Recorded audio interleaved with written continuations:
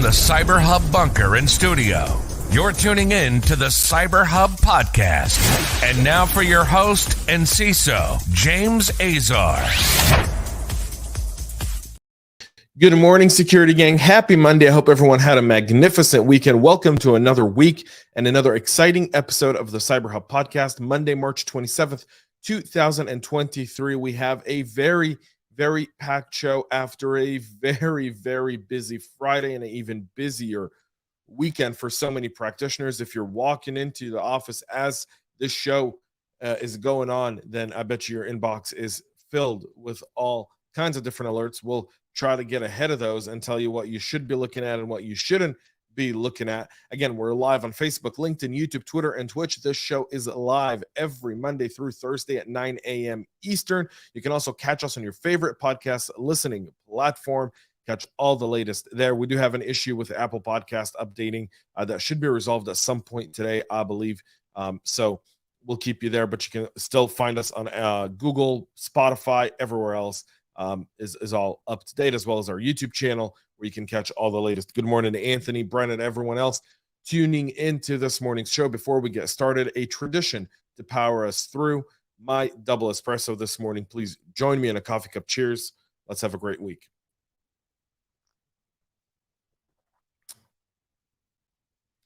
We'll kick off with the news that's been occupying the entire world, which is the Twitter source code leak. Twitter on Friday sent a copyright violation notice to GitHub requesting the removal of a repository that contained Twitter's source code. Twitter, which is now owned by Musk, blah, blah. We all know that story. In addition to the repository takedown, the social media platform was also asking for information that could help it identify the owner and the users who might have had access to the repository before it was suspended. In the request, they said, please preserve any and all copies of any related uploads, downloads, access history, any contact info, IP addresses, or other session info related to the same, and any associated logs related to this repo or any forks thereof before removing all infringing contents from GitHub. GitHub complied with the DMCA takedown notice and suspended public access to the repository on Friday. The Microsoft-owned platform also published a copyright request for transparency, according to GitHub, in its attempt to identify the culprit for the leak. Twitter filed takedown request documents with the U.S. District Court of Northern California. There's been no further comment from the folks over at Twitter, but nonetheless, your source code sitting on GitHub is quite the challenge there. Now, if you're Twitter, you can do one of two things. You can either embrace this and say, bug bounty, our source code was already out there. Anyone who reports a bug, get money. Or double down, go after the culprits. We'll see what Twitter looks like. They're going for the latter rather than the first. I mean, I'm not saying it should be okay to steal source code and post it on GitHub, irregardless to what people think. So there's that. Emotet malware is back, and with tax season here in the United States at full swing, they're distributing malware with fake W-9 tax forms from the IRS. The new phishing campaign, which is targeting U.S. taxpayers by impersonating W-9 tax forms allegedly sent by the IRS and companies you work with, Emotet being a notorious malware, is now back and fully at it. This is when Microsoft began blocking macros in Office documents. Emotet switched to OneNote, and now they've switched to these W-9s. Once Emotet is installed, the malware does steal victim emails to use in future reply chain attacks, send further spam emails, and ultimately install additional malware that provides initial access to other threat actors like ransomware gangs as they sell that service. Emotet is gearing up for U.S. tax season, which is about 4 weeks away for many Americans who file their taxes.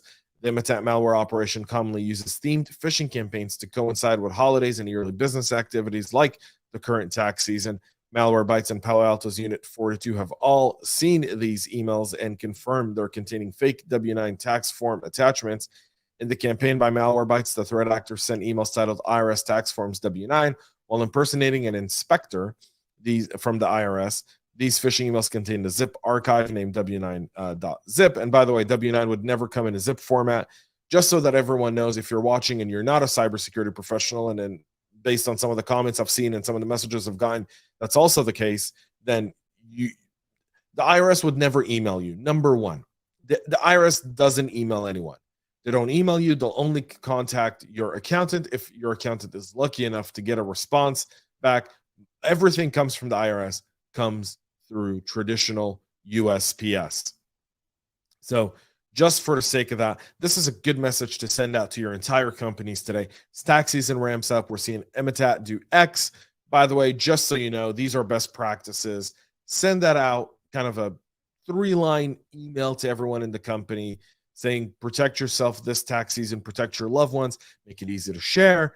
You can get someone from marketing involved to make a nice little graphic that people can share and post online. And that's how you combat this. You really put it everywhere so that you reduced its effectiveness, and then they've got to think of something else, and they will. But until then, we've reduced this vector. So we'll go to our next story here. There is a security breach. Procter Gamble is confirming a breach through the Fortra GoAnywhere 0-day. Consumer goods giant Procter Gamble has confirmed that a data breach affecting an undisclosed number of employees after its GoAnywhere MFT secure file sharing platform was compromised in early February. They're saying that the attackers did not gain access to employees' financial or social security information, although they did manage to steal some of their data, likely home addresses, date of birth, etc. P&G can confirm that one of its many companies affected by the Fortra GoAnywhere incident as part of this incident, as unauthorized third party obtained some information about some P&G employees. The data that was obtained by the unauthorized party didn't include social security numbers, national ID numbers, credit card details, or bank account information. They've got no evidence at this time that the data breach impacted any customer data, and they've stopped using the Fortra GoAnywhere secure file sharing service after discovering the incident. And I think that's the line you focus on. They've stopped using the service, meaning they've switched or they're using something completely different.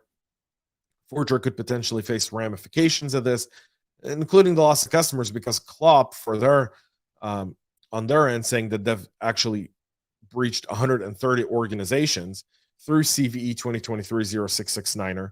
So they've allegedly stole data over 10 days from 130 companies. We know that Rubrik, Hitachi Energy, Saks Fifth Avenue, and the city of Toronto are all victims. And I'm sure this list is only going to continue to grow in the coming days and weeks. A malicious ChatGPT extension is now adding to the Google Chrome woes. So ChatGPT, extremely popular. Everyone wants to play with it. Everyone wants to have a good time with it.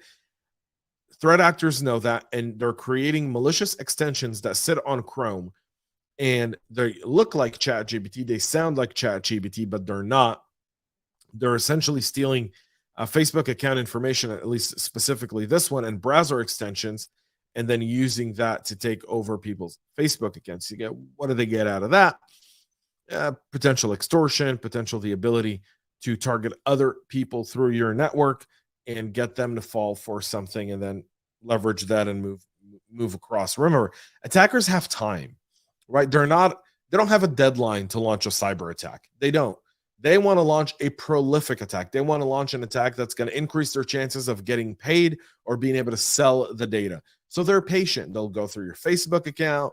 They could take over the account. They could just watch the account, and slowly but surely they can intercept messages. They can send malicious extensions to people and move on. That way they can even comment in your name on specific posts and turn off notifications so that you don't see that actually happening.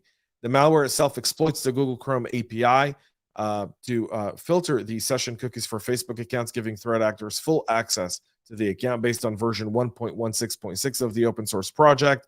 This fake GBT variant does only one specific malicious action right after installation. The rest is basically the same as the genuine code, leaving no reason to suspect it. From March 3rd to March 9th, a minimum of 2,000 individuals per day acquired that malicious quick access to ChatGPT Chrome extension from the Google Play App Store. And Google has to realize they've got a problem with the Google Play Store, right? Like, they've got to start addressing that issue. We constantly talk about it, but Google definitely needs to start addressing it. Microsoft has pushed an out-of-bounds security update for the Windows Snipping tool flaw that we discussed several weeks ago, CVE 2023-28303, the Acropalapius vulnerability that caused image editors not properly removing crop image data when overwriting the original file has now been patched by Microsoft, and that patch has been pushed out. Make sure you get that patched up as well. In the national cybersecurity strategy, and even before that, one of the big things that CISA talked about and Jen Easterly was the supply chain security prototype and kind of building a framework, because CMMC, which was developed by the DoD, apparently hasn't struck a nerve within CISA. And so now MITRE has rolled out their own supply chain security prototype, joining the attack and defend framework. They're calling it the SOT, System of Trust Framework, that defines and quantifies risks and cybersecurity concerns to the supply chain. The so-called Risk Model Manager platform is now available for organizations to assess supply chain risks and security, as well as view, edit, and customize the SOT framework content or export it to use as a subset framework. MITRE first debuted the concept at last year's RSA. They'll officially announce it at this year's RSA a month from today. Yours truly will not be at RSA. I'm skipping RSA this year. I'll write a post about it later. You guys can read it. Software supply chain risk and security received a loud wake-up call after SolarWinds and then the Log4j, obviously. Now, the system of trust is very appealing because it gives structure that's more comprehensive, well laid out, explains what kinds of risks you have in your supply chain in detail, according to Robert Martin, who's one of the principal engineers at MITRE Lab. That goes beyond traditional risk measurements and assessment tools, according to him. There are some 40 organizations currently involved in the shaping of the SOT platform, which now includes some 660 specific supply chain categories and risk factors. MITRE is gathering input to flesh out the tool from businesses with supply chain security vendors, and standard groups that touch some element of the supply chain operation. Among some of the big members, Microsoft, BlackBerry, CISA, Cisco, Dell, Intel, MasterCard, NASA, Raytheon, Schneider Electric, Siemens, and the Open Group are all part of this. It'll be very interesting. I have yet to play with this, by the way. I will do a short video and a write-up on it once it's there. Our final feel-good story of the day. There's one state in this country that actually gets it. That state happens to be North Dakota, where about 7 people live.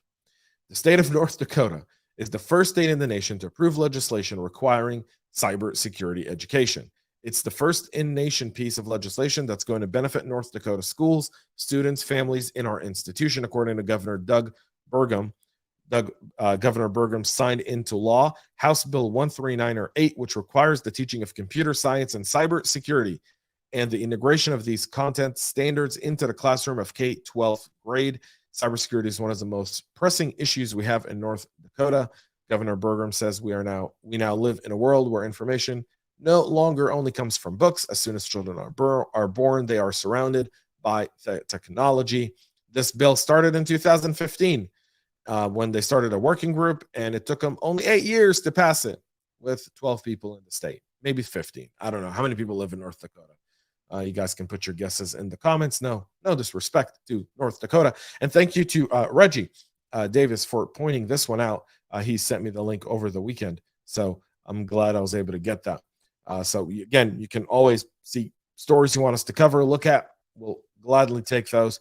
You can email those to our website at cyberhubpodcast.com or reach out to me directly on LinkedIn. That's it for our show this morning. We'll be back tomorrow at 9 a.m. Eastern right here on Facebook, LinkedIn, YouTube, Twitter, and Twitch. You can always catch the rerun at 10 a.m. Until then, have a great rest of your day. Have a great, magnificent, amazing week. And most importantly, y'all, stay cyber safe.